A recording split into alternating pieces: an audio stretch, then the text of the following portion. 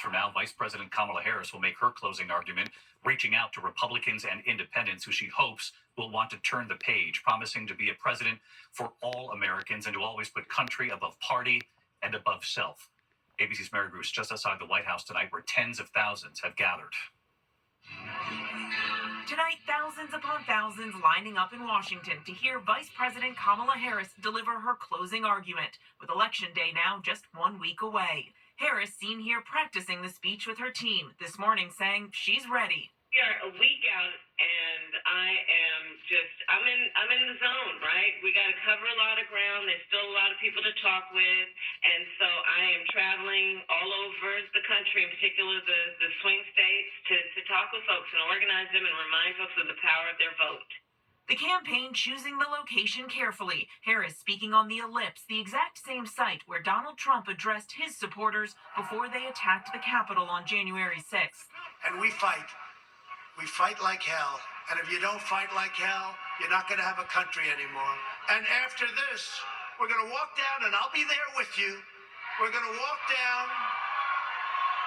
We're going to walk down anyone you want, but I think right here, we're going to walk down to the Capitol.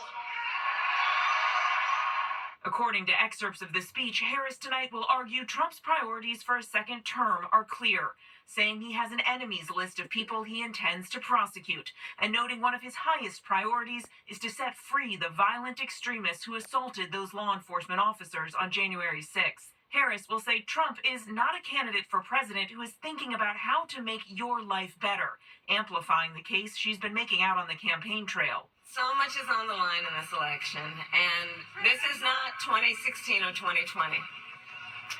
We can all see that Donald Trump is even more unstable and more unhinged, and now he wants unchecked power. And this time, there will be no one there to stop him, not even the Supreme Court. And tonight, she'll paint a vivid picture for voters, asking them to envision the kind of president they want. I'd ask us to just imagine the Oval Office in 3 months, okay? So just picture it in your head. So either it's Donald Trump sitting in there, stewing over his enemies list, or me, with your help, working for you, checking off my to-do list. In the final days of this campaign, Harris making an aggressive push to reach out to independents and Republicans who are reluctant to back Trump, key voters who could determine this race. Tonight, she will pledge to be a president for all Americans, to always put country above party and above self, promising to listen to people who disagree with me, saying, unlike Donald Trump, I don't believe people who disagree with me are the enemy. He wants to put them in jail. I'll give them a seat at my table. Harris here tonight isn't just hammering home what's at stake in this race. She is also pitching her plans for the future, pitting her vision for the presidency directly against Donald Trump's. And she's making the case here before what is likely to be the largest crowd of this election. Tens of thousands expected here tonight, David. Mary Bruce in Washington, just outside the White House. 1 week to go, Mary. Thank you.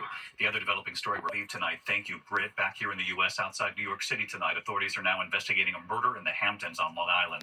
Police say the body of 33-year-old Sabina Rosas was found in a guest room at a high-end luxury spa resort in Watermill. No word on how she died. Tonight, the man convicted of attacking the husband of former House Speaker Nancy Pelosi has been sentenced to life in prison without parole in a state trial.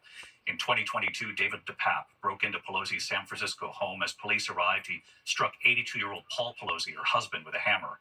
DePape later admitted he was there looking to take the speaker hostage. She was in Washington at the time. DePape is already serving a 30-year sentence in federal prison for the incident. Tonight, the FAA investigating a Delta flight aborting takeoff because of smoke pouring from the engine. The plane about to fly from Las Vegas to Atlanta. Smoke seen coming from the engine as it was speeding down the runway. Authorities say an issue with the engine caused excess fuel to burn off, and that's what it was. Tonight, the dramatic rescue of a father and two sons off Hawaii. Take a look, the Coast Guard responding to their mayday. The father and sons clinging to their capsized boat for about 5 hours. They were airlifted by a chopper back to shore. No one was hurt. When we come To the index of other news and the growing concerns over wildfires, with the Northeast facing one of the driest Octobers ever. Firefighters in Massachusetts battling dozens of wildfires. Philadelphia, New York City, and Boston all looking at one of the warmest Halloweens on record with temperatures near 80. Tonight, the CEO of McDonald's apologizing for the deadly E. coli outbreak. Dozens of people sickened in 13 states. One person died. CEO Chris Kempczinski saying the company is very sorry for what customers experienced, adding the outbreak linked to Quarter Pounders is now behind them. When we come back here tonight, celebrating actress Terry